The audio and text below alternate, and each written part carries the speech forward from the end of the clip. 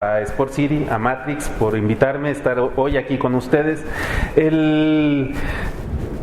Es una emoción interesante que algún día compartiremos y que estamos compartiendo el día de hoy, estar aquí para platicar sobre algo tan interesante y tan debatido como es la grasa. La grasa como algo bueno, porque es un sustrato para hacer energía, porque es la fuente de la que nos alimentamos para hacer ejercicio, y como algo que no deseamos porque es algo que se acumula y que se ve feo.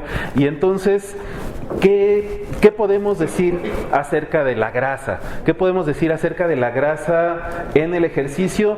Les propongo que primero veamos la grasa en general. El objetivo de estar hoy aquí y de la plática en general es que ustedes tengan herramientas para manejar el concepto de la grasa como energía en el día a día del entrenamiento, en el día a día de la actividad física, las ventajas que tiene el uso de la grasa como sustrato energético y las desventajas que tiene como fuente de estrés oxidativo, pero al mismo tiempo las ventajas del estrés oxidativo como tal. Algo que me llama mucho la atención y que me ha llamado la atención desde hace muchos años es que las cosas que a veces pensamos que son un desperdicio terminan siendo fundamentales para las cosas de la vida. Entonces, empecemos por pensar en la grasa. ¿Qué es la grasa en el cuerpo? La grasa, según la cantidad de grasa en el cuerpo, nuestro cuerpo tendrá una estética que nos gustará más o nos gustará menos. Habrá quienes quieran estar en estos porcentajes de grasa, habrá quienes quieran estar en estos otros. Esa es una cuestión de gustos, eso es una cuestión cultural, y ninguno de estos es mejor que otro estéticamente hablando, porque cada quien tendrá sus gustos. Pero actualmente en la cultura en la que nos desarrollamos, en el medio en el que nos movemos, la mayoría de nosotros pretendemos estar como por aquí, ¿no? Es como lo que se busca y se pretende. Y entonces hacer ejercicio buscando la quema de grasa cuando estamos por acá, pero queremos estar aquí, o cuando estamos por acá y queremos estar más hacia la derecha, es algo importante. En la medida en la que el ejercicio nos ayude a quemar grasa, más nos acercaremos a un cuerpo magro, a un cuerpo con músculos marcados, con mejor rendimiento físico, y más nos acercaremos tal vez a lo que pretendemos. Entonces, entendamos de entrada qué es la grasa. La grasa no solo es la reserva de energía, no es solo la fuente de energía, sino tiene varias funciones en el organismo. Entonces, tenemos, para empezar, la grasa blanca, que es como la que todos conocemos. La grasa blanca es una célula, está en un adipocito de grasa blanca, que es una célula muy grande, que tiene mucha grasa y tiene un único núcleo y muy poquitas mitocondrias, muy poquitas. Ahorita vamos a hablar de lo importantes que son las mitocondrias en el deporte. Y luego tenemos la grasa parda, que si se fijan, tiene depósitos de grasa, como muchas bolitas de depósito de grasa. Todo esto es una sola célula, pero tiene muchas mitocondrias. Ese tener muchas mitocondrias es lo que hace que se vea de ese color, y esa grasa, la grasa parda, es la encargada de termorregular al organismo, de darnos el calor que necesitamos cuando hace frío y de no enfriarnos con el medio ambiente. Bien, entonces estamos hablando de dos grasas diferentes. Una cosa es la grasa blanca, que es la de depósito, la de los michelines y de la que casi todos aquí nos queremos deshacer. Y otra es la grasa parda, que es la que nos proporciona calor y la que además consume más energía. ¿Por qué? Porque tiene más mitocondrias. Las mitocondrias son las que procesan y consumen los metabolitos o los sustratos energéticos. ¿Y cuál es lo interesante de esto? Bueno, hace rato que me presentaba Iván, decía, yo estudio el doctorado en investigación en medicina en el Politécnico y me he enfocado al estudio de la grasa, el estrés oxidativo en el deporte. Entonces, Desafortunadamente o afortunadamente tenemos que hacer la investigación en animales, y los animales que más se parecen a nosotros y que son fáciles de manejar son los ratones, porque los seres humanos difícilmente acceden a hacer ejercicio y luego ser sacrificados para ver qué pasa con su tejido adiposo. Los ratones no tienen posibilidad de opinar y entonces asumimos que dan su permiso y ya. Entonces, en este caso, esta imagen que ven aquí no es el tejido adiposo de una persona, es el tejido adiposo de ratones, de distintos ratones sometidos a distintos tipos de ejercicio. Este ratón o estos ratones hicieron ejercicio en un medio templado, estos en frío, estos en el embarazo y estos con obesidad. ¿Qué es lo interesante o lo que quiero que vean aquí? Según las condiciones en las que se hizo el ejercicio y según las condiciones metabólicas del animalito, el sistema nervioso simpático tiene redes diferentes. Si se fijan, el sistema nervioso simpático en el frío es mucho más abundante. Estos puntitos café son las células de grasa parda, y los puntitos amarillos son la grasa blanca. Si se fijan, el problema en la obesidad es la abundancia de grasa blanca. Estos ratoncitos son, si se fijan, mucho más pequeños y mucho más delgados. Tienen menos grasa en general y tienen una red nerviosa mucho más intrincada. ¿Qué es lo interesante de este estudio en particular? Que se dieron cuenta que independientemente de cómo fuera el tejido adiposo de los ratones, las condiciones en las que hacían ejercicio hacían que su grasa cambiara de metabolismo. Entonces, ¿es posible cambiar el metabolismo de la grasa? O sea, esa misma grasa que nosotros tenemos, ¿es posible cambiarla a un metabolismo más hacia la grasa parda que hacia la grasa blanca? En seres humanos no se ha hecho estudios alrededor de eso, pero asumimos que si se puede en ratones que se parecen mucho a nosotros, o sea, hay diferencias fundamentales. Los ratones guardan más grasa detrás del peritoneo y menos afuera, y nosotros guardamos más grasa afuera que adentro. Pero en términos de la dinámica de la grasa somos muy parecidos. Entonces podemos pensar que a través del ejercicio podemos hacer algunos cambios en el metabolismo de la grasa. Y en esa línea se pusieron a investigar algunas personas y encontraron que efectivamente en seres humanos hay dos grandes grupos de grasa. La grasa que se encuentra enfrente en el cuerpo, el tejido anterior subcutáneo, es anterior porque está hacia adelante, no porque ya pasó. Y de aquí se subdivide en las distintas regiones del cuerpo en la parte de enfrente. Y hay otra regulación distinta para la grasa que se encuentra detrás. Entonces, ¿qué es lo que hace que la grasa se afine o se haga de cierto metabolismo? Son los glucocorticoides, es el género, es la hormona del crecimiento, es el medio ambiente. ¿Qué es? Bueno, ¿se acuerdan que al principio les comentaba que algo que me gusta es encontrarle utilidad a esas cosas que parece que no sirven para nada? Resulta que en el código genético, en toda la cadena de ADN, una porción muy pequeña de esa información codifica para genes, y se consideraba que el resto del código genético estaba como de sobra, nada más por si nos equivocábamos o algo pasaba. Y resulta que no, que el resto del código genético, al menos en una parte, tiene unas regiones que les han llamado homeoboxes o cajas homeostáticas, que lo que hacen es, a partir de lo que el sujeto vive, a partir de lo que el sujeto hace, se liberan y activan o desactivan las funciones de algunos genes, la transcripción de algunas proteínas. ¿Eso qué quiere decir? Que aquí está la evidencia de que lo que hacemos cada día determina cómo es nuestro cuerpo, cómo funciona nuestro metabolismo, y entonces nos da esperanzas para cambiar el metabolismo que no nos gusta o mantener el metabolismo que sí nos gusta. O sea, sí están los genes, pero los genes no es lo único que pesa. Hay todo un mecanismo de regulación para encender y apagar esos genes que se encuentran dentro del mismo ADN, se encuentran dentro de nosotros mismos, pero nos van regulando. Entonces, esa es la importancia de haber encontrado estas cajas homeostáticas que son relativamente recientes. Entonces, esto es lo que toca a la grasa. ¿Y cómo podemos convertir a la grasa en energía? Bueno, lo primero que nos tenemos que preguntar es ¿de dónde viene la energía? ¿No? Toda la energía sobre la faz de la Tierra, o prácticamente toda, pues no toda, pero sí una gran parte de la energía que hay en el planeta, nos llega del Sol. Y,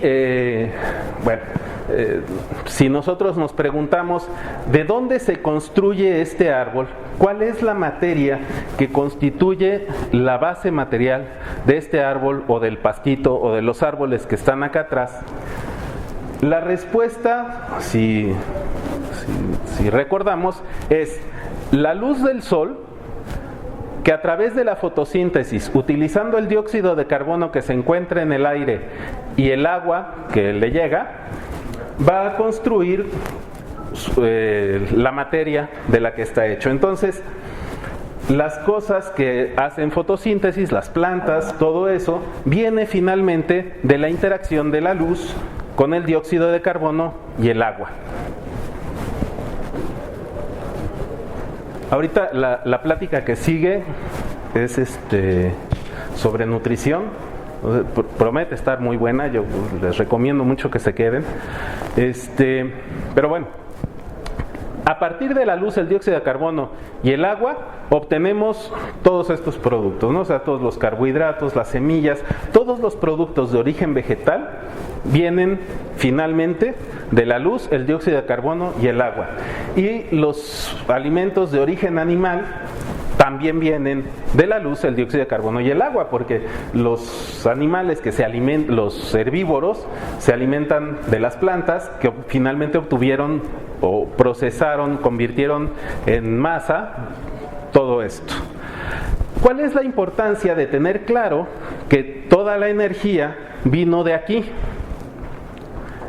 Que de alguna manera toda esa energía que vino de ahí fue a parar aquí. ¿Cuál es entonces el camino para que eso llegue aquí? Bueno, esto se le llama cinturón lipémico y está constituido sobre todo de triglicéridos. Es una constitución particular de la grasa que es además la más abundante en los seres humanos. Y una cadena típica de triglicéridos está compuesta por 55 carbonos, 110 hidrógenos y 6 oxígenos. Cuando nosotros hacemos ejercicio, estos triglicéridos, cuando nosotros hacemos ejercicio y quemamos grasa en ese proceso de hacer ejercicio, porque podemos usar distintos sustratos, finalmente lo que vamos a liberar de esta cadena de 55 carbonos, 110 hidrógenos y 6 oxígenos, vamos a liberar 55 moléculas de dióxido de carbono y 110 moléculas de agua. Pero si nosotros hacemos una resta simple, sin más complicación que eso, nos vamos a dar cuenta que al restar los carbonos, hidrógenos y oxígenos para poder sacar esto, nos faltan 214 oxígenos. ¿Eso qué quiere decir? Que para poder convertir los triglicéridos otra vez en dióxido de carbono y agua para completar el ciclo y que los arbolitos a partir del dióxido de carbono y agua vuelvan a ser materia a través de la fotosíntesis, pues necesitamos meter 214 oxígenos en el sistema. ¿Cómo metemos 214 oxígenos en el sistema? Haciendo ejercicio. ¿De qué tipo? Un ejercicio en el que predominantemente se consuma oxígeno. Ahora, hemos escuchado mucho del ejercicio aeróbico y el anaeróbico, y en realidad toda la función de los seres humanos depende del oxígeno. podemos funcionar por pequeños momentos y en condiciones muy particulares con déficits de oxígeno, pero esas faltas de oxígeno o ese déficit de oxígeno después lo tenemos que recuperar, no nos podemos quedar con deudas de oxígeno. Bien, entonces podemos hacer dos cosas con la energía: almacenarla sentados frente al escritorio esperando una llamada telefónica interesante, o divertirnos y correr y meter oxígeno en el sistema, liberar dióxido de carbono y agua y mantenernos saludables. Y entonces llegamos a la siguiente parte, que es el uso de la grasa como sustrato energético en el ejercicio. Aquí, por Fast Play.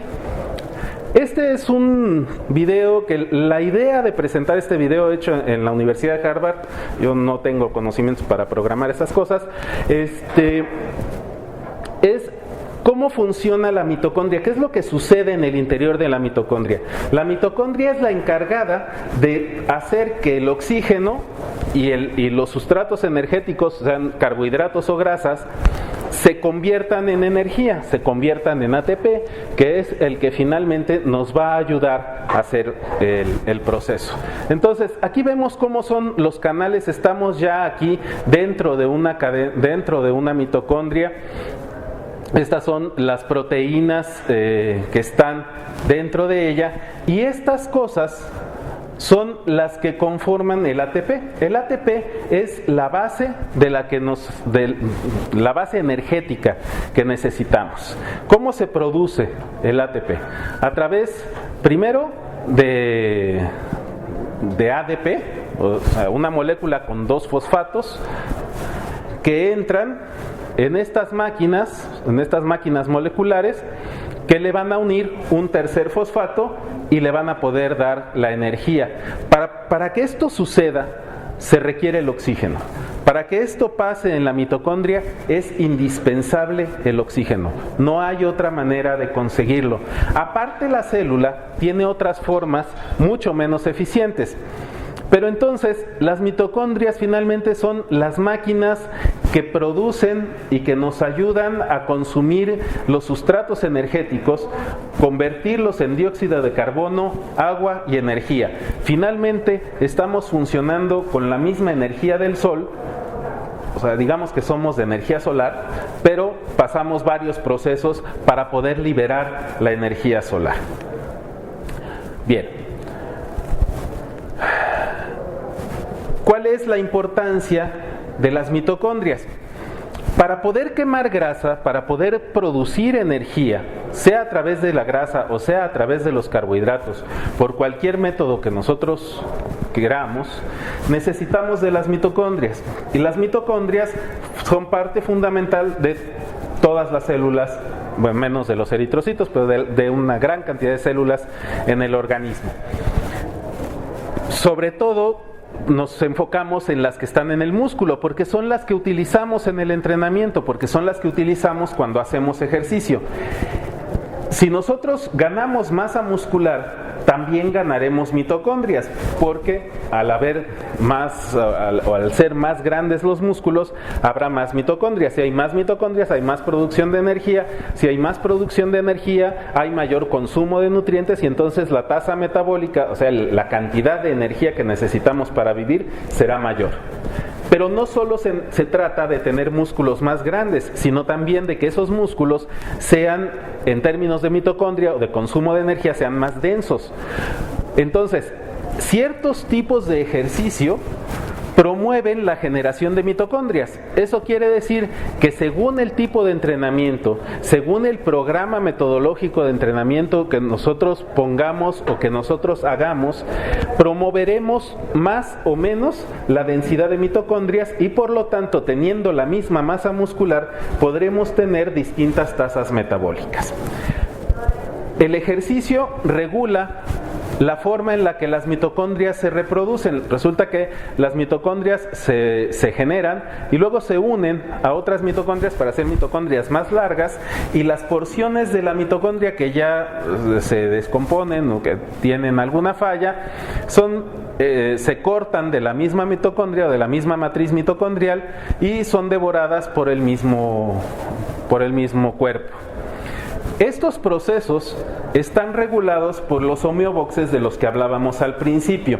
Entonces, la función, el tamaño y la densidad de las mitocondrias, y por lo tanto la cantidad y el tipo de energía que vamos a consumir, dependen directamente del tipo de entrenamiento que nosotros hagamos, del tipo de ejercicio que nosotros estemos haciendo.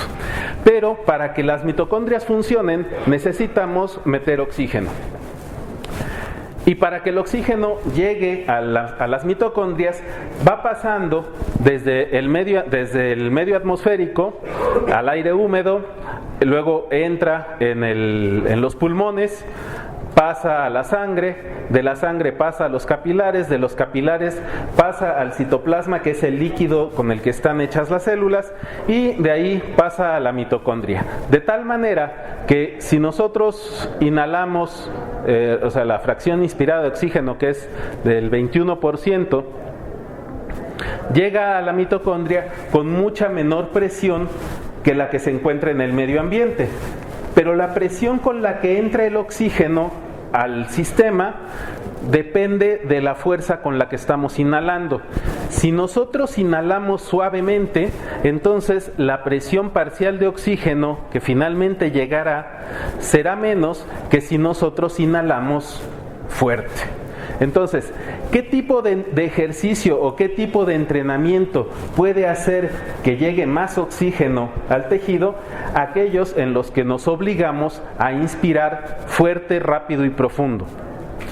¿Qué tipo de ejercicio necesitamos para consumir o para llevar oxígeno de forma continua y prolongada? No podemos mantener ejercicios durante mucho tiempo con ese método de respiración, nos agotaríamos rapidísimo. Y eso abre la puerta a distintos tipos de entrenamiento, que puede ser el continuo, clásico, de moderada intensidad, o los programas de ejercicio intervalado de alta intensidad, ¿no?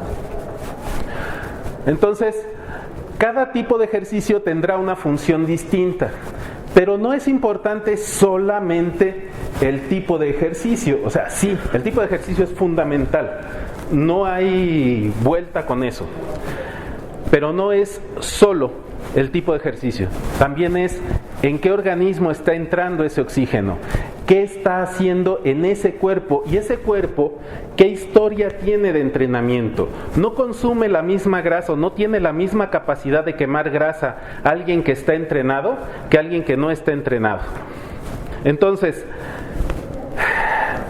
decíamos que es fundamental para poder convertir la energía, para poder convertir la grasa en energía, es fundamental el oxígeno.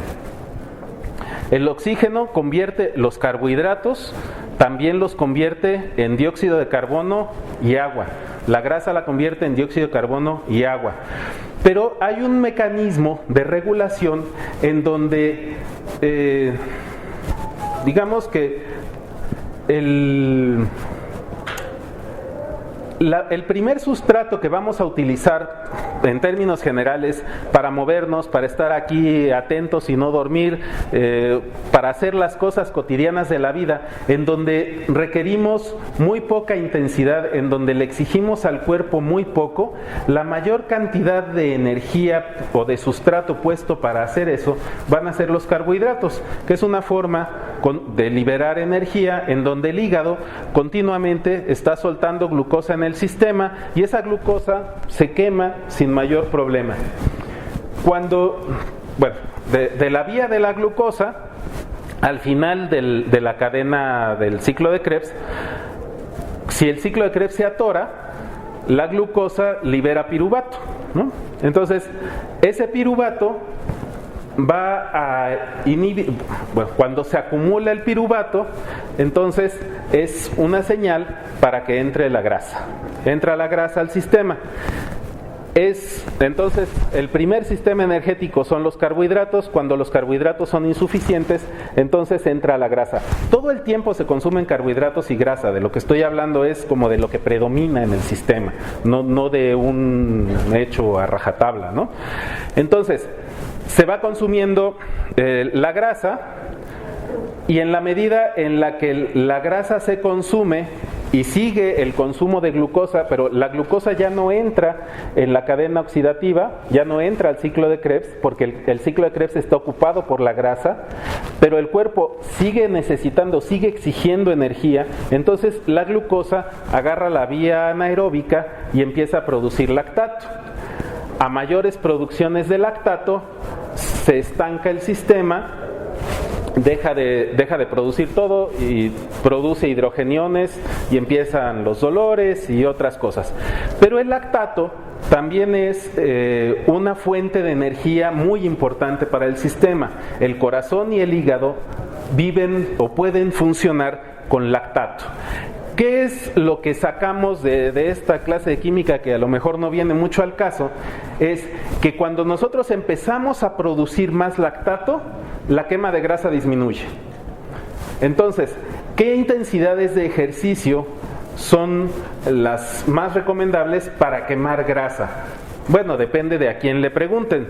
Si ustedes le preguntan a un reloj para hacer ejercicio, hay relojes que están programados para identificar el espacio de quema de grasa, les dirá en promedio, si eres una persona que tiene entre 20 y 30 años, tu quema de grasa está más o menos en este rango. Pero ¿qué sabemos entonces a propósito de la quema de grasa? Hay un concepto que es la oxidación máxima de grasa, o sea, cuánta grasa puede oxidar una persona, o sea, cuánta grasa puede meter oxígeno y convertir en energía una persona. Eso se mide en miligramos de grasa por cada kilo de masa magra. Tomen en cuenta que no estamos hablando del peso total, sino solo de la masa magra y cuánto consume en cada minuto. Hombres y mujeres consumimos diferente. Aquí estamos hablando de un estudio en personas semientrenadas, o sea, personas que tienen una muy buena condición física, pero que no son atletas de alto rendimiento, que son en general el público al que nosotros o con el que nosotros trabajamos. Entonces, resulta que las mujeres tienen una mejor oxidación máxima de grasa que los hombres. ¿No les llama la atención? Los hombres tienen un mejor consumo máximo de oxígeno, pero resulta que las mujeres son capaces de quemar más grasa que los hombres. Bien, hay otro concepto fundamental que es el Fat Max. ¿Qué quiere decir Fat Max? Es la quema máxima de grasa, o sea, en qué nivel de intensidad, a qué consumo máximo de oxígeno es el punto en el que yo quemo más grasa. Porque el consumo de grasa, digamos, va subiendo, llega a un tope máximo cuando empieza a elevarse los niveles de lactato a un nivel que el organismo ya no alcanza a quemar, y entonces empieza a declinar. Ese punto máximo es este, y es del 50% del consumo máximo de oxígeno para los hombres y del 58.1% del consumo máximo de oxígeno para las mujeres. Esto está dentro de un rango que se le llama de quema óptima. El rango de quema óptima para los hombres está entre el 37.4 y el 62% de su consumo máximo de oxígeno, y en las mujeres entre el 44.1 y el 71.2%. ¿Qué quiere decir esto? Que para quemar grasa, una mujer necesita más intensidad que un hombre. O sea, una mujer es energéticamente más eficiente que un hombre en términos generales. Y si no, pregúntenle a cualquier mujer y va a estar de acuerdo conmigo. Va. Entonces, la quema de grasa va a ser distinta según el nivel de entrenamiento, según si es hombre o si es mujer, y según si es mujer en qué etapa del ciclo o en qué etapa de la vida se encuentra. Entonces, las cosas no son tan fáciles como nos las venden los programas de los relojes, pero nos pueden servir como un aproximado. Bien. ¿Cómo podemos entonces saber el consumo máximo de oxígeno de una persona? Hay una fórmula súper, hiper, triplemente fácil, que es 15 por su frecuencia cardíaca máxima medida, no la teórica. O sea, pueden agarrar la teórica, esa de 220 menos la edad, si no conocen su frecuencia cardíaca máxima real. O sea, si no le han hecho una prueba en donde vean realmente cuál es la frecuencia cardíaca máxima que alcanza la persona, tendrán un aproximado. Pero si ya la conocen, entonces es 15 por la frecuencia cardíaca máxima entre la frecuencia cardíaca en reposo. El producto de esa cuenta les va a dar el consumo máximo de oxígeno. Y si ustedes tienen el consumo máximo de oxígeno, entonces pueden determinar cuál es la intensidad a la que van a quemar grasa de manera más eficiente, si son hombres o si son mujeres. Y según el... ¿Acá tienes una pregunta? Claro. Ahí está. De nada. Bien, si alguien tiene una pregunta, levanten la mano y alguien del staff se va a acercar con un papelito o algo así para recabar. Bien, entonces, así calculamos el consumo máximo de oxígeno. Conocer el consumo máximo de oxígeno de alguien es fundamental para planificar su ejercicio, para planificar el programa, y además nos da una herramienta básica para darle seguimiento y poder reprogramar el ejercicio y reprogramar las intensidades a lo largo del tiempo y a lo largo del entrenamiento, haciendo un entrenamiento personalizado. Bien, el consumo máximo de oxígeno se relaciona directamente con la velocidad aeróbica máxima. ¿Qué es la velocidad aeróbica máxima? La velocidad máxima a la que se alcanza el consumo, la velocidad mínima a la que se alcanza el consumo máximo de oxígeno.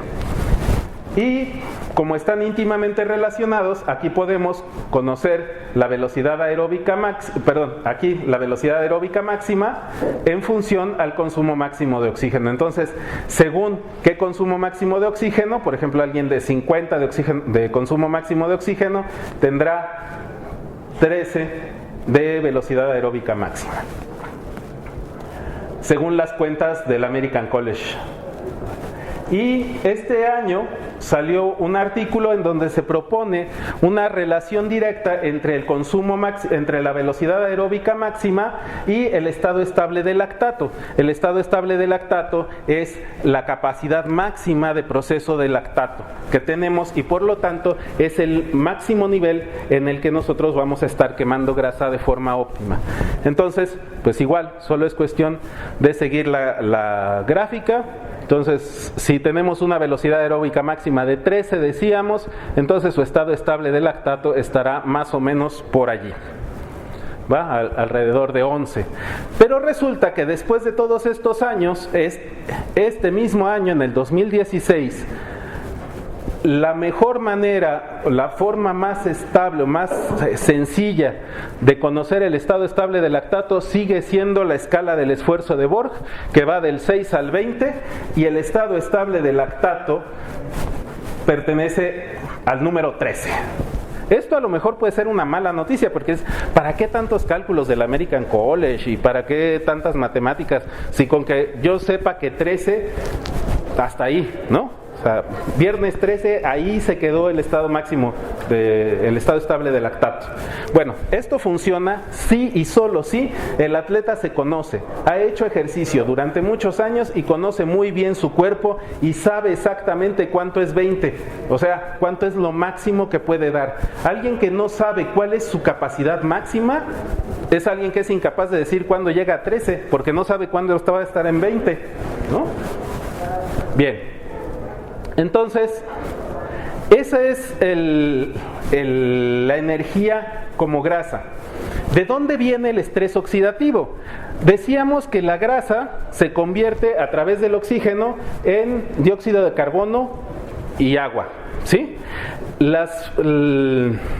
Eso es relativamente cierto, porque conforme va saliendo el agua y el dióxido de carbono, el agua puede salir como H2O o puede salir como H2O2, que es peróxido de hidrógeno o agua oxigenada, y es uno de los elementos más prooxidantes que existen. Pero resulta que el mismo peróxido de hidrógeno es el que se encarga de la sensibilidad a la insulina y de regular el metabolismo de la glucosa. O sea, alguien que hace ejercicio y que produce ese oxidante en particular le va a ayudar después a regular su metabolismo de la glucosa. Si nos pasamos, entonces ya el daño es más que el beneficio, pero también el estrés oxidativo es necesario en el organismo. ¿Qué tanta capacidad tenemos para amortiguar el estrés oxidativo? En términos generales, la tercera parte de nuestra capacidad total física. O sea, si nosotros hacemos ejercicio alrededor del 30% de nuestra tasa metabólica basal, eso es una cantidad de ejercicio perfectamente manejable por el organismo, en el que va a producir más defensa antioxidante, en el que va a funcionar de mejor manera en términos generales. Pasando el 30% de nuestra tasa metabólica basal consumida solo en ejercicio,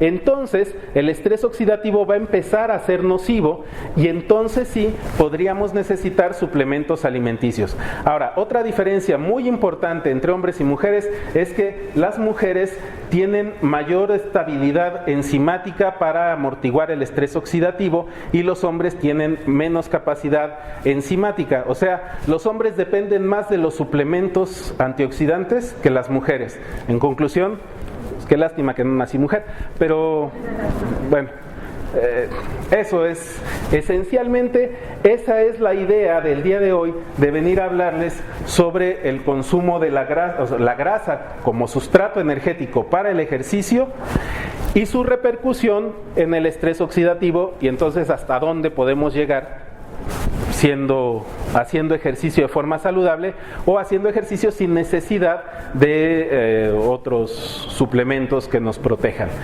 Entonces, con esto termino la plática. Muchas gracias.